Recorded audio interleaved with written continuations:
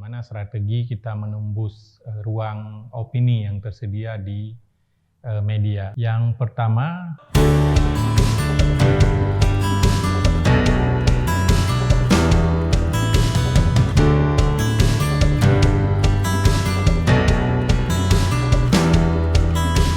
Sago ID, jangan lupa subscribe dan nyalakan loncengnya. Assalamualaikum warahmatullahi wabarakatuh. Saudara Lun Mendum, hari ini kita bahas tentang opini. Ada dua hal yang penting dalam konteks opini ini. Yang pertama tentang komposisi satu opini yang ideal itu berisi apa saja. Kemudian yang satu lagi bagaimana strategi kita menembus ruang opini yang tersedia di media. Yang pertama yang terkait dengan apa yang menjadi hal-hal yang sangat penting dalam satu opini itu kadang-kadang kita abai atau tidak memahami atau kita abaikan begitu saja. Yang pertama, media apapun itu tetap menuntut kita, opini yang kita kirim itu opini yang asli, sesuatu yang memang lahir dari kita, bukan kita sadur dari orang lain atau kita terjemahkan dari orang lain atau kita bahkan lebih tragis kita plagiat mungkin dari orang lain. Nah, yang dicari oleh media-media itu adalah yang benar-benar murni dari kita. Ini menjadi sesuatu yang sangat penting dan saya kira media-media itu menempatkan ini sebagai yang utama untuk mencari opini. Kita harus ingat bahwa opini itu, yang namanya opini itu kan penyampaian pendapat. Jadi pendapat kita sebagai penulis opininya. Nah, karena ini opini, maka kita harus benar-benar memahami porsi pendapat kita itu jauh lebih besar ketimbang pendapat orang lain.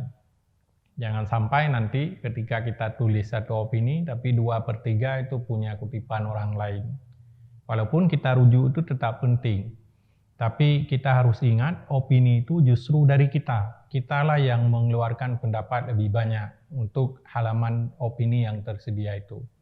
Jangan sampai kita cuma memberi kesimpulan akhir dari kutipan-kutipan yang kita ambil dari banyak orang lain. Ini yang kedua. Jadi karena itu opini, maka pendapat kita harus lebih dominan mewarnai dalam satu opini. Malah justru harus lebih ini. Kalaupun kita kutip, itu mungkin kita kutip untuk memantik saja dari opini kita keseluruhan. Yang ketiga, mengikuti dari konteks opini yang tadi saya sampaikan, argumentatif itu menjadi sangat penting.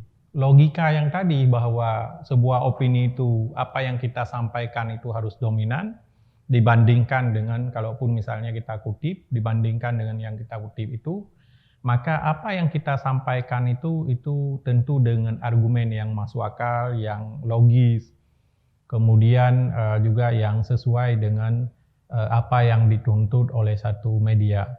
Opini yang tidak argumentatif, saya kira dengan sendirinya nanti akan gugur di proses bagaimana seseorang membaca apa yang kita tulis. Akan nampak dia satu opini yang kita tulis tidak berdasarkan satu argumen yang kuat.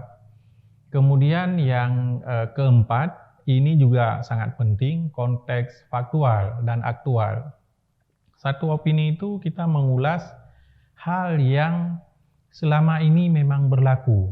Media malah mencari, kalau hari ini kejadian apa, diharapkan itu langsung besok akan muncul tuh opini apa tentang apa yang terjadi pada hari ini. Nah, semakin proses kejar-mengejar media sekarang. Jadi ketika kita sedikit terlambat menjadi penulis yang tidak melihat realitas sekeliling kita, maka bisa jadi kita menulis hal yang sudah diperbincangkan seminggu atau bahkan sebulan oleh orang lain. Nah, itu tidak akan dicari. Jadi konteks aktual yang tadi itu benar-benar harus bisa tercermin dari di ini kita.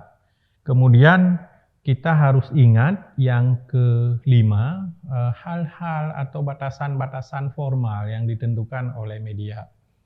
Sebuah opini itu kita akan kirim lewat apa, ke email siapa, itu menjadi sangat penting. Yang saya tahu biasanya kita kirim lewat email redaksi. Kemudian batasan. Batasan ini itu kita harus pegang teguh. Jangan sampai misalnya satu media itu meminta satu halaman opini itu 800 kata maksimal, tiba-tiba kita menulis 1200 kata. Nah, itu akan tidak dipertimbangkan. Jadi dari awal kita akan digeser itu dari pertarungan untuk mengisi ruang opini.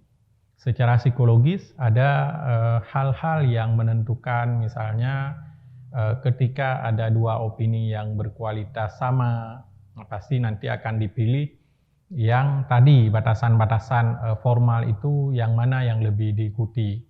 Kemudian yang terakhir, saya kira format atau dalam bahasa lain semacam outline yang ditentukan oleh biasanya masing-masing media itu kadang-kadang bisa jadi punya format yang berbeda. Misalnya satu opini itu didahului oleh apa, biasanya kemudian intinya ada di mana, kemudian penutupnya seperti apa. Nah, ini saya kira 7 hal ini menjadi sangat penting bagi kita selaku penulis yang akan bertarung untuk mengisi ruang-ruang opini media yang ada. Selain hal ini, hal yang sangat terkait dengan substansi, tapi ada hal lain yang sangat menentukan juga dalam satu ini opini, itu yang terkait dengan hal teknis. Gimana cara kita tembus satu halaman, satu opini itu bisa tembus di media. Yang pertama saya ingin menganalogkan begini. Media itu biasanya dia tidak menentukan kondisi yang aktual tadi itu kita akan dapatkan dari mana. Bisa jadi kita mendapatkan secara langsung sesuatu yang aktual itu, tapi banyak saya kira kita menggunakan sumber lain untuk membuktikan bahwa sesuatu yang kita tulis itu masih aktual. Nah, kadang-kadang media itu tidak menentukan bahwa sumber lain itu yang kita kutip itu tidak ditentukan harus dari media mana. Tapi kita harus ingat bahwa secara psikologis si media itu tetap kepingin informasi aktual dari medianya yang kita rujuk, yang kita jadikan rujukan aktual yang tadi untuk membuktikan aktual. Kemudian yang kedua, ada hal-hal sederhana yang barangkali kita selama ini juga tidak kita perhatikan. Soal bagaimana kita berusaha berdiskusi dengan misalnya jajaran editor. Jadi ini saya kira hal sederhana, tapi ketika kita diskusikan berbagai hal, terutama orang-orang yang belum pernah tembus di kolom opini mungkin, sesekali kita bisa belajar untuk mengetahui sebenarnya apa saja yang kita dapati dari kekurangan dari opini-opini yang kita kirim, sehingga misalnya belum dimuat. Jadi hal ini kadang-kadang menjadi secara tidak langsung juga menjadi pengetahuan bagi kita dalam proses menulis selanjutnya. Kemudian hal yang kedua, dampak dari proses ini tentu adalah ada pertukaran informasi. Si redaktur kadang-kadang tidak memahami secara persis siapa kita sebenarnya. Tapi ketika melalui proses diskusi-diskusi, nah bisa jadi nanti antara apa yang kita pikir dengan apa yang sudah kita tulis itu bisa jadi agak senjang sedikit. Nah, dengan semakin sering kita diskusi mungkin itu semakin dipahami nanti proses-proses senjang yang tadi yang didapati dalam satu karya kita. Nah, ini kadang secara tidak langsung ini menjadi sangat-sangat akan sangat membantu kerja para pengelola. Kemudian yang terakhir, kita perlu mempermudah kerja si redaktur atau manajemen atau siapa ya yang mengelola halaman opini. Satu hal kecil yang saya kira penting, kontak kita selaku penulis opini itu kadang-kadang kita lupa. Padahal sangat-sangat genting ketika satu opini itu mau naik cetak misalnya atau mau naik layout, dia perlu konfirmasi sedikit saja untuk hal-hal yang sangat menentukan opini kita, tiba-tiba tidak diketahui. Ini akan dihubungi kontak kemana. Nah, itu persoalan yang sangat menentukan nanti. Email itu, alamat surel itu kadang-kadang kita tidak selalu buka, itu persoalan. Jadi kalau mungkin handphone, pesan, WhatsApp, mungkin itu langsung bisa kita ketahui kalau ada pesan yang masuk. Tapi kalau email, kecuali email yang kita pakai mungkin untuk gawai itu mungkin agak nyambung. Tapi kalau di luar itu mungkin kita tidak selalu buka. Jadi ini kadang-kadang menjadi kelemahan komunikasi kita nanti ketika posisi kita itu sangat-sangat dibutuhkan. Ada kadang-kadang hal kecil yang kalau tidak dikonfirmasi itu akan tidak ini ke opini yang kita kirim. Maka biasanya pada posisi yang genting seperti itu manajemen itu akan memilih opini lain. Walaupun mungkin tingkat kualitasnya nanti akan sedikit berbeda. Mudah-mudahan bermanfaat. Wassalamualaikum warahmatullahi wabarakatuh.